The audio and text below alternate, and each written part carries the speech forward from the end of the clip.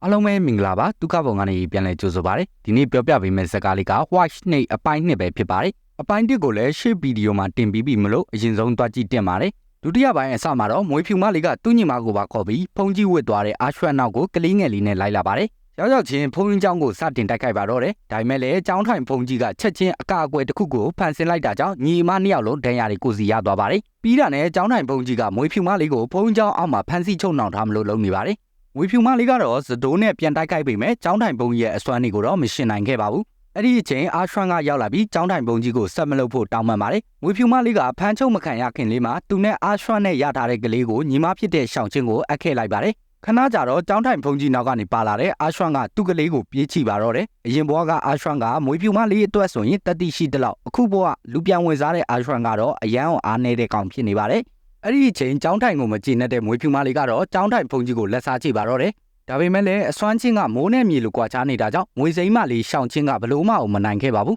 ။ရှုံးနှိမ်သွားတဲ့မွေစိမ့်မလေးကတော့အမောင်ကဘာထဲမှာပိတ်လောင်ခံလိုက်ရပါတယ်။အမောင်ကဘာကနေရောက်ရှိလာတဲ့နေရာကတော့ရှောင်းချင်းတို့ခင်းနဲ့ဆိုင်ရင်အရန်အောင်တိုးတက်ပြောင်းလဲနေတဲ့မြို့ပြက်ကြီးတစ်ခုတည်းကိုရောက်ရှိလာပါတယ်။အဲ့ဒီမြို့မှာဆိုရင်ရှောင်းချင်းကသူ့ရဲ့ပင်ကိုမော်အစွမ်းတွေကိုတော့ထုတ်တုံးလို့မရပါဘူး။မွေစိမ့်မလေးကမြို့ပြက်ကြီးထဲမှာသူ့အမကိုတွေးလို့တွေးညာနဲ့လိုက်ရှာနေခဲ့ပါတယ်။အဲ့ဒီအချိန်မှာပဲဘေကမန်းမတိရောက်လာတဲ့ကျွဲမိတ်စာကြီးတစ်ကောင်ကရောက်လာပြီးဗလိုင်းကြီးတိုက်ခိုက်ပါတော့တယ်။မွေစိမ့်မလေးကလည်းခွန်အားချင်းကွာခြားတာကြောင့်ထွက်ပြေးလမ်းမှာလူတစ်ယောက်နဲ့ဆုံပါတယ်။အဲ့ဒီကောင်မလေးကမွေစိမ့်မလေးကိုကူညီဖို့ကျွဲမိတ်စာကြီးကိုတနက်နဲ့ပစ်လိုက်ပါတော့တယ်။ဒါပေမဲ့လည်းဟိုကတနက်ကြည်စံလောက်နဲ့မဖြုံတဲ့ကောင်ဖြစ်နေတာကြောင့်2ယောက်သားထွက်ပြေးရပါတော့တယ်။ဒီမျိုးကြီးထဲမှာဆိုရင်အပြင်ကဘာကမော်စွမ်းအားတွေကတုံးလို့မရတဲ့အတွက်မိတ်စာတိုင်းကကိုအားကိုနေရတာလည်းဖြစ်ပါတယ်။ကျွဲမိတ်စာကြီးဖြူသမျှနှူးရတော့မဲ့အချိန်မျက်နှာဖုံးဆွတ်ထားတဲ့ဒဇိန်းတစ်ယောက်ကကားနဲ့လာပြီးတင်ခေါ်ပေးသွားတာကြောင့်မွေစိမ့်မလေးတို့ကလွတ်မြောက်သွားပါတယ်။ဟိုဒဇိန်းကောင်မလေးခေါ်လာတဲ့နေရာကိုရောက်လာတဲ့အချိန်မှာတော့အင်အားနဲ့မိတ်စာတွေပုံနေတဲ့စကန်ဖြစ်နေပါတယ်။ဒီလောကမှာရှိသမျှပစ္စည်းတိုင်းကတော့ခင်းနောက်ကျနေတဲ့မွေစိမ့်မလေးရဲ့အတွက်အရန်အောင်အထူးဆန်းဖြစ်နေပါတယ်။ဒါကိုရိမ့်မိသွားတဲ့ဒဇိန်းကောင်မလေးကဒီဘက်ခေတ်လောကအကြောင်းကိုသိနိုင်ဖို့ဆိုပြီးသူ့ရဲ့ laptop အဟောင်းလေးနဲ့ရှင်းပြပါတယ်။နောက်ပြီးတော့မော်စွမ်းရင်တုံးလို့မရတဲ့ဒီကဘာမှာအသက်ရှင်နိုင်ဖို့အတွက်တနက်ပြစ်နည်းတွေပါသင်ပေးပါတယ်။ဆိုင်ငယ်စီးနည်းတွေအပြင်ကမှအခြေခံကိုယ်ခံပညာတွေကိုပါသင်ပေးလိုက်ပါသေးတယ်။အစာရည်စာရှားပါတဲ့ဒီကဘာမှာဆိုရင်မိစ္ဆာတွေကအချင်းချင်းမညီညွတ်ကြပဲတွေးပြီးဆိုတာနဲ့စကွဲလူတပြားတိုက်ဖို့ပဲခြောက်နေကြပါတယ်။ဒီလိုနေလာရင်မွေစိမ့်မလေးကရောမရောက်ရင်ရောမကျင့်ဆိုတဲ့အတိုင်းအခုရောက်နေတဲ့နေရာလေးမှာတော်တော်လေးကိုနေသားကြလာပါတယ်။ဒီနေ့မှာတော့လေ့ကျင့်ပြီးပြန်လာတဲ့အချိန်မှာကျွဲမိစ္ဆာတွေရဲ့အဖွဲ့က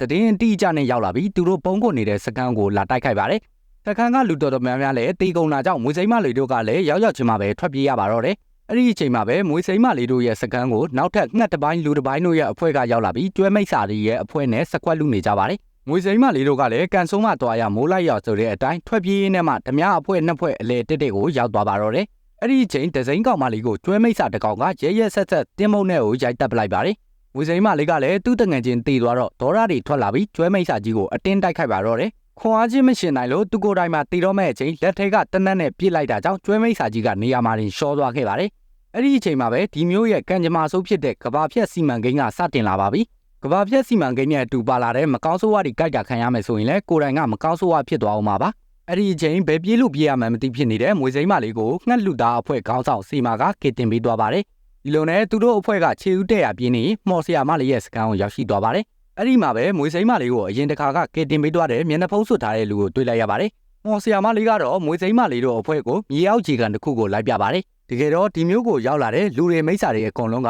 အရန်အောင်အဆွဲလန်းကြီးတာကြောင့်မကျွတ်မလွတ်ပဲငရဲကြခံနေရတဲ့နေရာလည်းဖြစ်ပါတယ်။မွေစိမ့်မလေးကရေကန်နဲ့ငုံကြည့်လိုက်တဲ့အချိန်မှာတော့သူတန်ရောစင်ဖြတ်မရတဲ့သူ့အမကိုတွေ့ရပြီးမျက်နှာဖုံးနဲ့လူကငုံကြည့်လိုက်တဲ့အချိန်မှာတော့သူကအတိတ်မိတ်နေတာကြောင့်ဘာမှမပေါ်လာခဲ့ပါဘူး။အကယ်၍ဒီမျိုးကထွက်သွားခြင်းရင်ကိုဆုပ်ကင်ထားတဲ့ခံစားချက်တွေကိုလွှတ်ချပြီးအပြင်ကဘာမှာတစ်ကနေပြန်စားရမှာဖြစ်ပါတယ်။မွေစိမ့်မလေးကတော့သူ့အမနဲ့ပတ်သက်တဲ့တန်ရောစင်တွေကိုမမိတ်ကျင်တာကြောင့်ဒီနီလန်းကိုလက်လျှော့ပြီးငှက်လူသားတွေရဲ့စကန်းကိုပြန်တော့မလို့လုပ်နေပါတယ်။အဲ့ဒီအချိန်မှာပဲကဘာပြက်စီမံကိန်းဖြစ်တဲ့မီးဘေးအနေရကထပ်ပြီးလာနေပါပြီ။အဲ့ဒါကြောင့်မွေစိမ့်မလေးတို့ကအထဲကိုပြန်ဝင်ပြီးပုံနေရပါတယ်။ကဘာပြက်စီမံကိန်းကပြီးသွားလို့အပြင်ကိုထွက်ကြည့်တဲ့အချိန်မှာတော့သူတို့ရဲ့ကားကလုံးဝသုံးစားလို့မရတော့ပါဘူး။အဲ့ဒါကြောင့်ပဲချီချင်းစကန်းအောင်ပြန်လာတဲ့အချိန်မှာတော့ကျွဲမိတ်စာတွေကမြင်သမျှကိုအကုန်တက်ဖြတ်ပြီးအောင်ပွဲခံနေပါတယ်။အဲ့ဒါကြောင့်သူတို့ကမြေခွေးမော်ဆရာမလေးရဲ့စကန်းကိုပဲပြန်တော့ဖို့ဆုံးဖြတ်လိုက်ပါတယ်။အဲ့ဒီအချိန်မှာပဲရေဘေးအနေရကထပ်ပေါ်လာတာကြောင့်ပြေးနဲ့လမ်းမှာမျက်နှာဖုံးနဲ့လူကအပေါက်တဲကိုညံ့နေပါတယ်။ချိန်မှာကတော့မွေစိမ့်မလေးကိုထားခဲ့ပြီးထွက်ပြေးကြဖို့ပြောနေပေမဲ့မွေစိမ့်မလေးကတော့သူ့ဘော်ကျေးဇူးရှိဘူးတဲ့လူကိုမထားခဲ့နိုင်ဘူးဖြစ်နေပါတယ်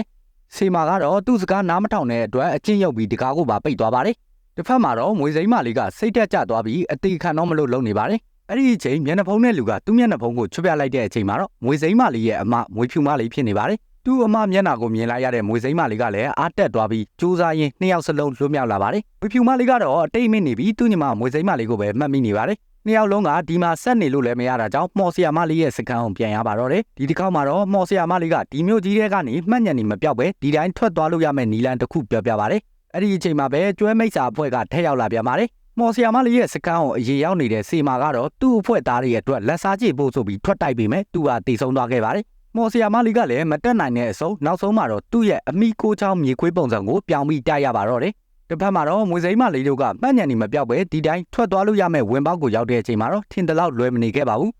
ဝင်ပေါက်ကိုစောင့်နေတာကသူ့ကိုဒီအထဲပို့လိုက်တဲ့ကြောင်းထိုင်ပုံကြီးဖြစ်နေပါတယ်ဝင်ပေါက်ထဲမှာတော့မွေစိမ့်မလေးကသူ့အစွမ်းနေနဲ့တိုက်ပေမဲ့ဖုံးကြီးရဲ့အစွမ်းတွေကိုတော့မရှင်းနိုင်ပဲကန်ထုတ်ခံလိုက်ရပါတယ်ဒီလိုနဲ့ပြန်တိုက်လိုက်မနိုင်လိုက်နဲ့အချိန်ကြီးကုန်လာပါတယ်အမောင်ကဘာမှာတော့တရက်ဆိုပြီးမဲ့အပြင်လောကမှာတော့220လောက်ကြာတာကြောင့်နောက်ဆုံးမှာတော့ကြောင်းထိုင်ဖုံးကြီးလည်းအိုမင်းမစွမ်းဖြစ်လာပါတယ်နောက်ဆုံးမှာတော့မွေဖြူမလေးရဲ့မလျှော့သောဇွဲလုံးလာတွေကြောင့်ဖုံကြီးကိုအနိုင်ရသွားပြီးအပြင်လောကကိုပြန်ထွက်နိုင်မဲ့ဝင်ပေါက်တစ်ခုပေါ်လာပါတယ်ပြဿနာတွေကဒီလောက်နဲ့တွေမပြီးသေးပဲသူတို့နောက်ကနေမကောင်းဆိုးဝါအုပ်လိုက်ကြီးလိုက်လာတာကြောင့်အသက်လူပြီးပြေးနေရပါတယ်လွမြောက်ခန့်ဒီမှာကံမကောင်းစွာနဲ့အမားဖြစ်တဲ့မွေဖြူမလေးကမကောင်းဆိုးဝါကြိုက်တာခံလိုက်ရပါတယ်မကောင်းဆိုးဝါဖြစ်သွားခဲ့ပြီမဲ့မွေဖြူမလေးကတော့သူ့ညီမကိုကယ်ဖို့အတွက်ဆိုပြီးမကောင်းဆိုးဝါဖြစ်သွားတဲ့ခန္ဓာကိုယ်နဲ့တောင်ထွက်ပေါက်ကိုရအောင်လိုက်ပို့ပေးခဲ့ပြီးသူကတော့တည်ဆုံးသွားခဲ့ပါတယ်မွေစိမ့်မလေးကအပြင်ကိုပြန်ရောက်လာတဲ့အချိန်မှာတော့လောကကြီးကလုံးဝတိုးတက်ပြောင်းလဲနေပါပြီသူတို့အရင်ကဖုန်းကြီးနဲ့တိုက်ခဲ့တဲ့နေရာလေးရဆိုရင်လည်းအခုဆိုရင်ရှေးအောင်ပြတိုက်တစ်ခုလိုတောင်ဖြစ်နေပါပြီပြတိုက်တဲကိုဝင်သွားတဲ့အချိန်မှာတော့သူ့အမရဲ့ကျိုးနေတဲ့ဇတိုးလေးကိုရအောင်ပြန်ယူနိုင်ခဲ့ပြီးပြန်ဆက်လိုက်တဲ့အချိန်မှာတော့သူ့အမက